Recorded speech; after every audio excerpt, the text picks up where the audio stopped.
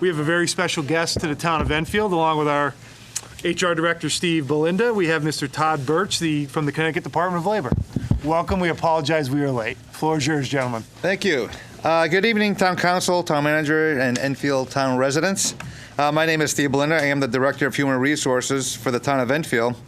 As you may recall, back on September 24th, when the Town Manager arranged for Governor Lamont to be the guest speaker at our Economic Development Business Breakfast, amongst the dignitaries in attendance that day was the Connecticut Commissioner of Labor, Kurt Westby.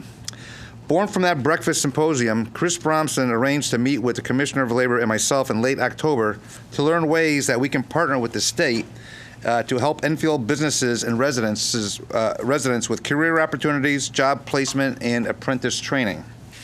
So without stealing too much thunder, I am pleased to introduce our guest, Todd Birch, who is currently the Director of the Connecticut Department of Labor's Office of Apprenticeship Program. Mr. Birch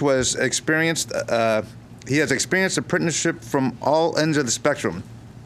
A product of the apprenticeship program in Connecticut, Mr. Birch attended W.F. Kaynard Technical High School in Waterbury, where he studied heating and welding. He then received a certificate in HVAC from New England Technical Institute in New Britain. Is now a good time to tell you I have an HVAC opening here? Mr. Birch joined the Connecticut Department of Labor in February 2016. Armed with an office of 13 apprenticeship co-workers, his team is dedicated to getting the message out every day about the program's advantages. Mr. Birch brings his message here tonight to elaborate on Connecticut's apprenticeship program with the town of Enfield. So without further ado, I present to you Todd Birch. Welcome, sir.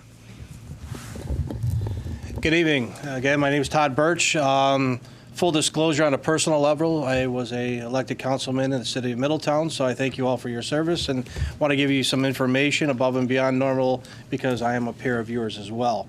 That being said, thank you for having me today. Enfield is really near and dear to my heart.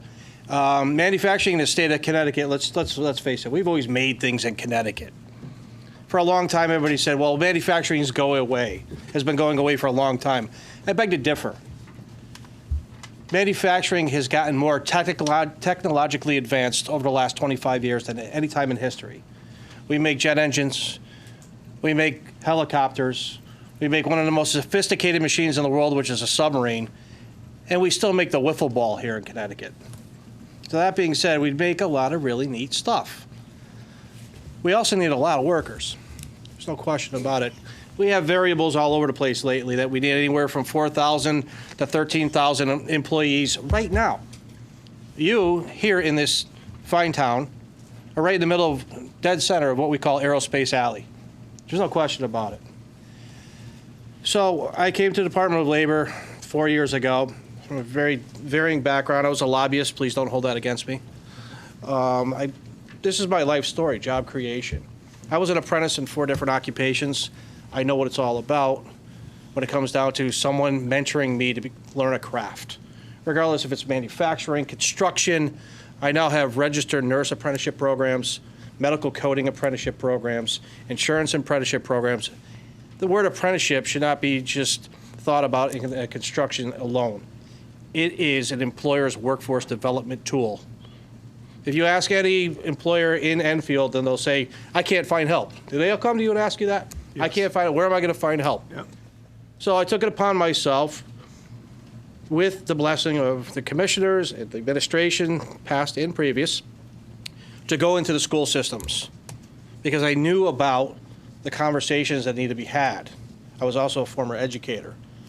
Education always said, well, what are we going to do with a lot of these students? And at the same time, business employers are going, well, where am I going to find my next workforce? They have a new fancy word for what we used to all call SHOP, by the way. It's called Career Technical Education, plain and simple. You've seen it in your budgetary measures when you're talking to the Board of Education. Career Tech Ed has a new resurgence. There's no question about it. And we have helped design with local communities, not only the community, and by the way, you have, and there's a Nuntuck here, the flagship for manufacturing, no question about it. How do we get more Enfield residents in those seats over there at that fine institution to get promising jobs and stay here in Connecticut? That's what I'm coming here to explain what my program is, but as a challenge to you. How do we say that college preparation and career readiness are equal to and not lesser than? Individuals can go into that, which academia makes me laugh sometimes. They now have a college-bearing certificate program, 10-month program. Has college credits if you wish to pursue after their certificate program, but go to night school later on and get your associate's or bachelor's degree. Go to their wonderful 10-month program, you're going to become a machinist. Again, machinist is just or manufacturing is a sector. There's unbelievable opportunities right now. I'd like to be 19 years old again for a lot of reasons, but mostly for the opportunity that's before us, especially up here.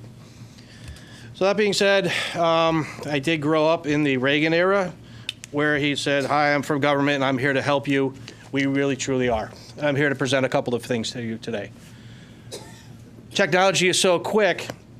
About a year ago, so I'm talking in the duality. I work within the office, within the Department of Labor, big agency, has the employer services side and the punitive side, which I'm not even going to talk about. They're the ones that find folks. We work on the employer services that find folks for employers. We decided to come up with something called an employer resource card, because everybody says, well, where can these employers find things? Well, if we were to spend the amount of money on the actual book, it's a lot of money. And things change so quickly, especially names and who to contact. I'm going to leave a couple of these with you, but everything will be on the website, and I'm definitely going to leave it with, with everybody later on. That being said, what is apprenticeship? Again, it's an employer's voluntary training program to bring an individual that wants to come into their employ. It's not only their training program, it's their recruitment tool, and is actually their succession plan. Because where are we going to actually have the people that are our finest employees transfer those skills to those that are brand new? So back to the educational component. You have everybody, and I've been all over the state of Connecticut. I've been talking to superintendents and putting all sorts of programs together, as well as various town councils, city councils. How do we go linear with this for all of the residents of the town or cities that we live in? We spend an unbelievable amount of money educating and do a fine job educating our students, young kids. Get all them K through 12 system, no question about it. I want to go K to career, plain and simple. And how do we do that? And I say just for manufacturing because I prefaced that, but it can be for all these other different disciplines I'm talking about as well.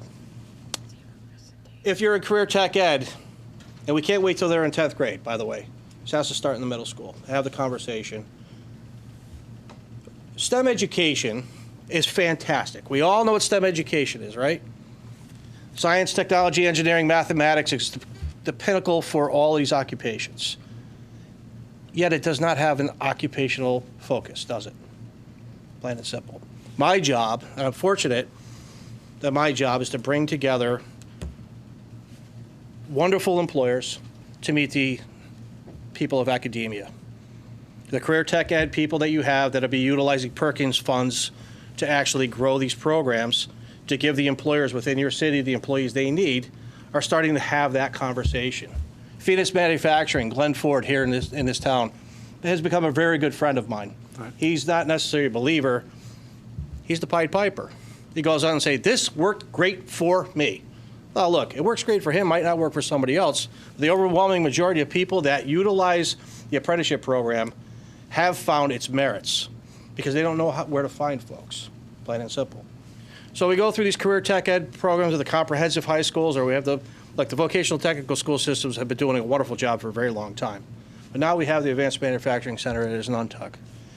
I think a focus on the individuals that aren't quite sure what they want to do post-high school graduation should really have an outlook and saying this might be an opportunity for that individual. First and foremost, student debt. This is one thing that I'm not proud about Connecticut being #1 in. Harvard Business Journal 2 weeks ago said that the average individual in the state of Connecticut is #1 in the country for college debt at $38,500. That doesn't mean that they received a diploma or that they got a job. They have incurred a debt of $38,500 with no promise, again, of a job or a career. The opportunities of going linear, as I mentioned before, going from comprehensive high school through all the STEM disciplines and having experiential learnings that are afforded through Nantucket and through a lot of our programs to get individuals through career tech ed and work-based learning you might have heard before, to have somebody who's 16, 17 years old, kind of like, well, what is this industry? I might like it, but I don't know what it's all about. Or how many times have you driven by a building here in Enfield and say, what do they do there? They have these big walls and they don't have any windows. They make really cool stuff there. Knock on their door. Really cool stuff. And these manufacturers that are in your city, by far, are the cleanest thing I've ever seen. This old dirty, dingy, oily, you got to be a greasy guy or greasy gal to work in the place, has long since gone away. These are high-tech machines that are computer room clean.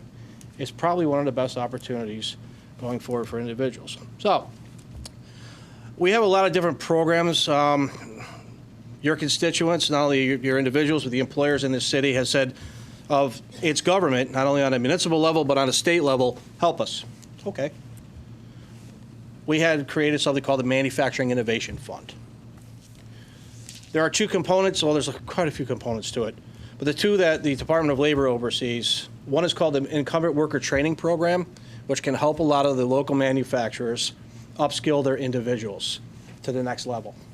There are some, I'm going to leave some documentation with regard to that, to the bells and whistles of that program. My colleague, unfortunately, had gotten ill over the weekend, and she couldn't even speak today, so I'm kind of speaking on her behalf with regard to that program. A lot of the program and funding opportunities will be on this employer resource card. Again, it's not a thick book to go through. You'd be like, oh, wow, I'd like to find out more about where I could get funding for veterans workforce development or so on and so forth. These are on these cards. The Manufacturing Innovation Fund Apprenticeship Program, it started out with an earmark of $7.8 million. I asked for another $3 million. It has served over 200 employers and almost 800 apprentices at this point in time. I should have been bankrupt the second that I received the money, but I get it. Employers are apprehensive of government. I get that too. But like my good friend Mr. Ford and a lot of other individuals in this town have utilized this program, has offset their wage, they've utilized the wage subsidy component of it. At the time I had 790 what I call slots available. I have 750 utilized. I got about 40 left. So if you know a manufacturer that doesn't know about my program, have them give me a call.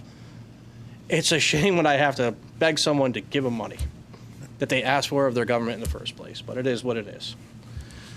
So that being said, this is my website, the Office of Apprenticeship Training, and I'm going through a lot of things quicker, and I'm always available. Look, I'm a state employee. I'm here at night. How many times did you figure you'd find a state employee working here at 6:30 at night? I believe in this because this is my life story. If I wasn't an apprentice and people mentored me, I'm really passionate about my job because I love where I came from, and a lot of people gave me a lot of support to do what I do. I'm just paying it back.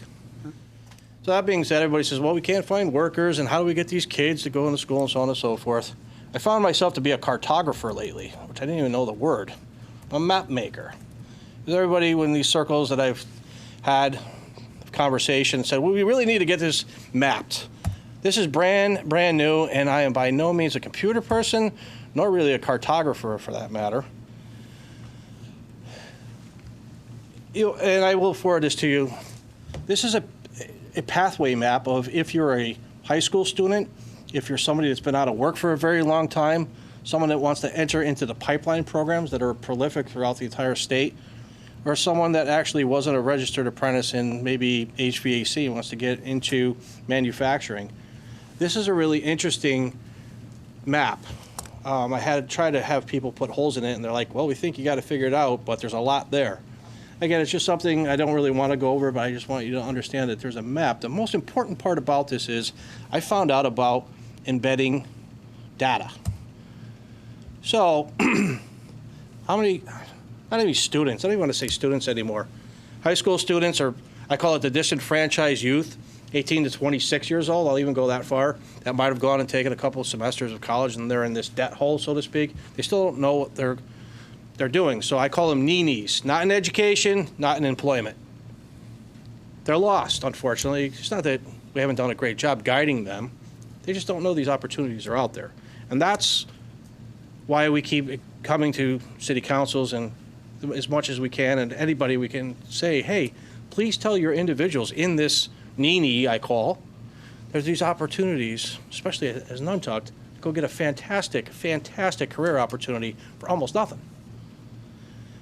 for those students that are in there, I'm going to be working on a debt ratio. As everybody talks about, how much money can you make? Well, how much money are you going to get in debt to where you got to go? This is the Connecticut Department of Labor's Labor Market Index site. I have a couple of researchers that are unbelievably smart. They got degrees from Harvard and all this other stuff, and I like talking to them because nobody else will. If you ask them a really interesting question, they're going to give you a great answer. We have a student section now. And in this student section, there are all sorts of really, really interesting things you can find out. Occupations in demand in Connecticut, the fastest growing occupations in Connecticut. You hit the word search. Statisticians. I think my guys might have fixed the stats a little bit. But that being said, what's number 3 in the state of Connecticut right now? Computer numerically controlled machine tool programmers, CNC machinists. You have tons of them in demand here in Menfield. Right now, you go to this Nuntuck, you get your 10-month certificate program, you're on your way. This is a mean, or an analysis. The entry wage is $21.02, not bad for an 18-year-old kid. The 90th percentile, which is tons of them right now, is $48.04 an hour. So the mean is $32.24 an hour with a very minimum certificate, credit-bearing certificate. That's the conversation we beg of you to have with the individuals, and maybe with your Board of Education. You have a wonderful Board of Education here, by the way. Superintendent, all the way down the line.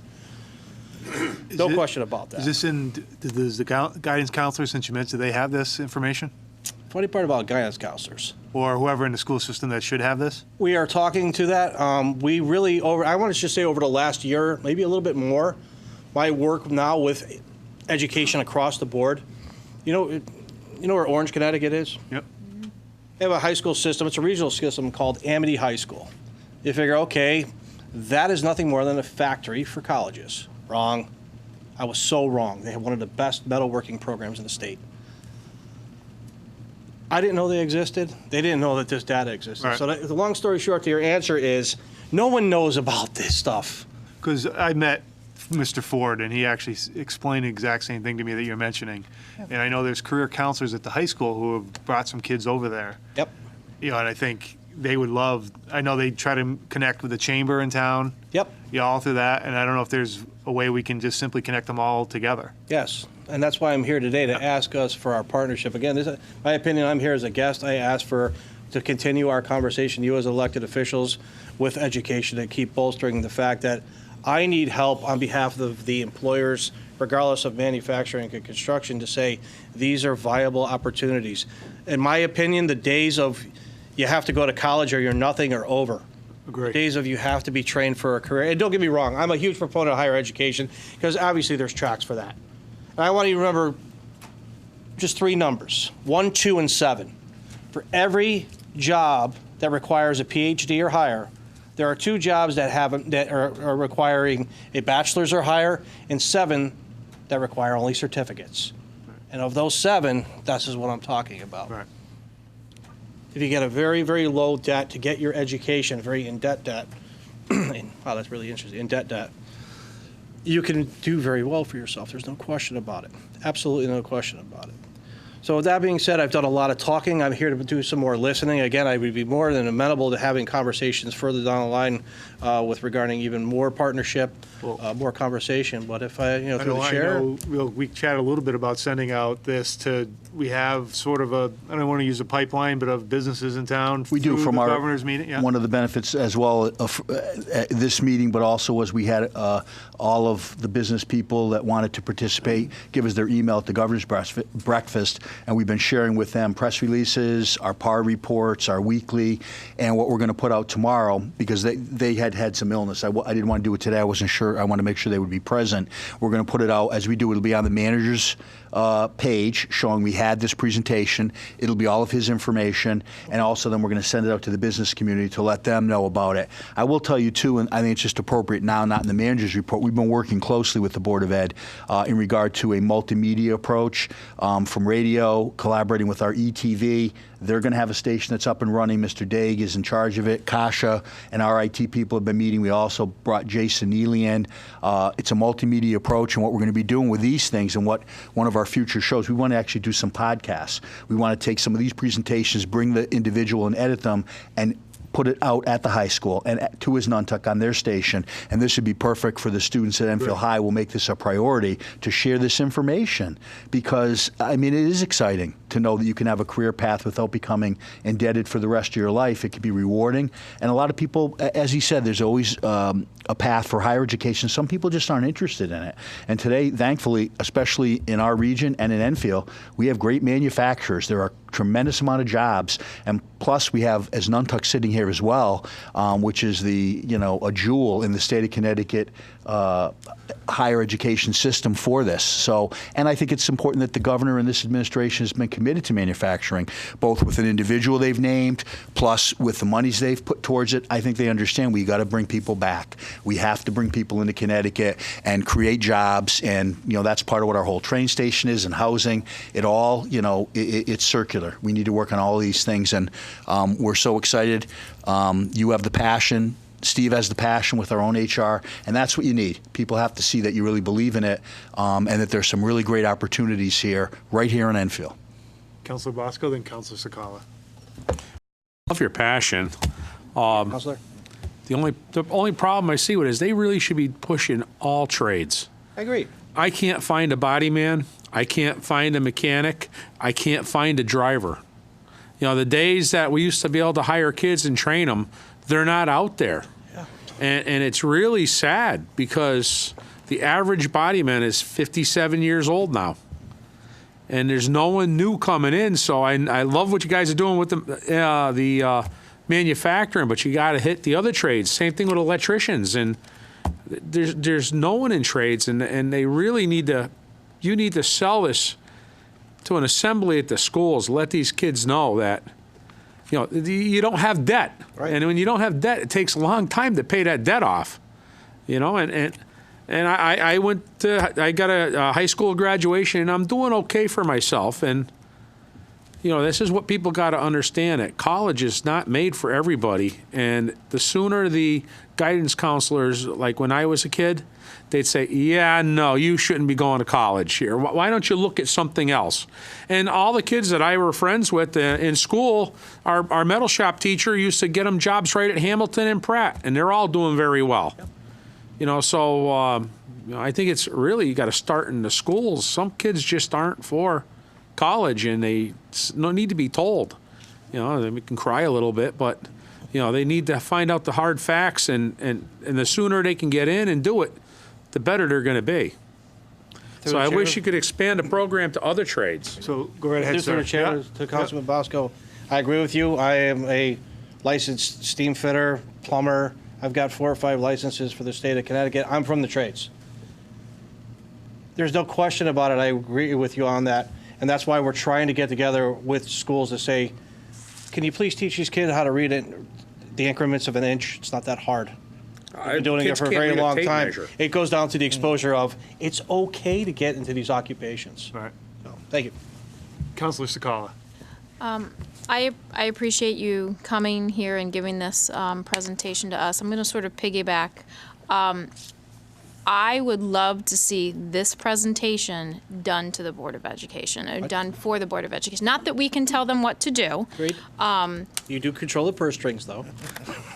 but we can't tell them who they're going to listen to on a presentation. I think this is something, and to be honest, I'm not in the trades, but I think it's admirable. Any manufacturing trade, I think they're just very admirable professions. I would love to see this maybe at the same presentation or the same assembly as somebody from colleges. So you can show both avenues that people can go to. Say, all right, this is going to appease some of you. This is going to, this is going to appeal to other people. So I think your presentation, I would love it to be coupled with a presentation from colleges for people for advanced degrees as well.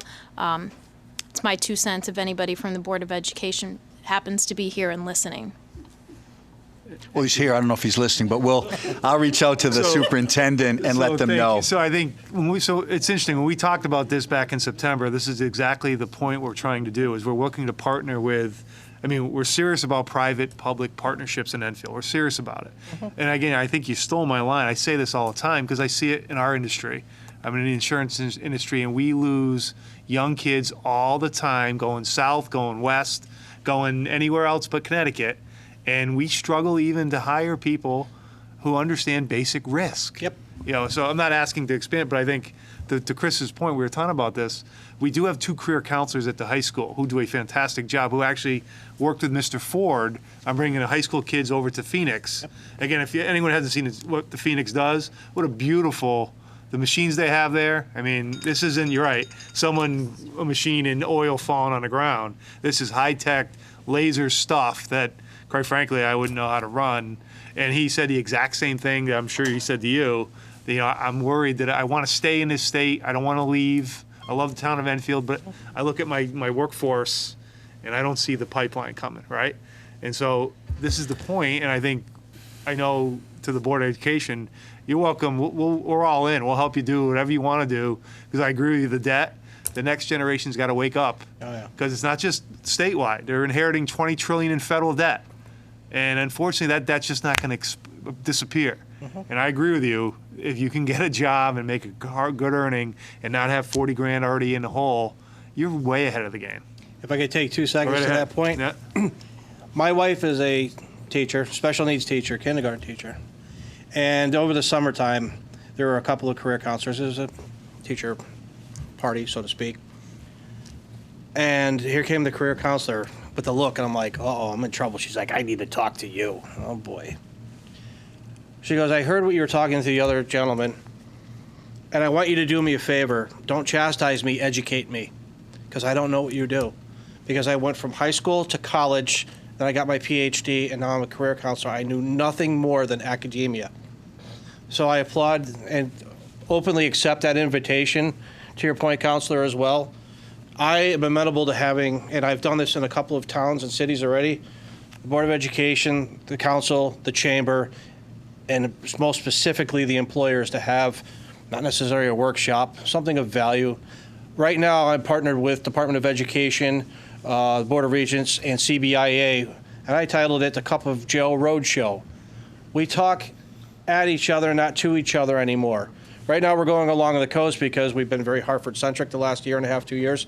I'm going from Stamford all the way to London, hit the whole coast to have these conversations, inviting the workforce development boards, the chambers, the elected officials, to have the conversation of opportunity.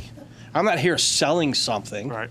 It's just we need to exploit to individuals, regardless of their age. There is an opportunity right now, and it's the only way we're going to grow in the state of Connecticut to create, first of all, taxpayers through good jobs.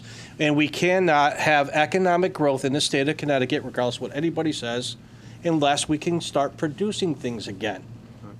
We can't grow because we don't have people. If we don't have people, obviously we can't grow. Well, it's refreshing hearing from the state of Connecticut. I'm just speaking for myself. So I give you credit, because you're 100% accurate. You're 100% right. You know, and I think you're spot on. I mean, it's funny. It's the blocking and tackling of life. And if what you're talking, that's exactly what you're talking about. If we can do that, the other stuff is really easy. I mean, you know, in the scheme of things. And so I can just tell you personally, I think that I know the chambers reached out to me. They were excited that you were going to be here. So hopefully, you know, hearing this, when we get the presentation up and the email goes out, they will contact you. So I mean, first of all, again, I appreciate the manager and Steve working to bring you here, because this is sort of the continuation of what we started in September. Yeah. Sorry, I'm done talking. Anyone else have any questions or comments? So, sir, any final, Steve or Mr. Birch? I'll have all this information on hand. If anyone out there needs it, feel free to contact the town manager's office or the director of human resources for the town of Enfield. I'll be more than happy to share this, and I'll help evangelize everything he's been saying here tonight. Right, we'll send it out to all of our businesses, and also Steve will work with Maya to get all the information to make sure it's there on our town website as well. So Todd, thank you so very much for coming. We appreciate it. And you're welcome anytime. We appreciate it. Thank you very much for coming. Thank you. Thank you. Can we get that email to us? Shameless plug, ctapprenticeship.com. It's easier when it's town manager Jay Bosco at Enfield.org. I'll send you the link. Thank you, gentlemen.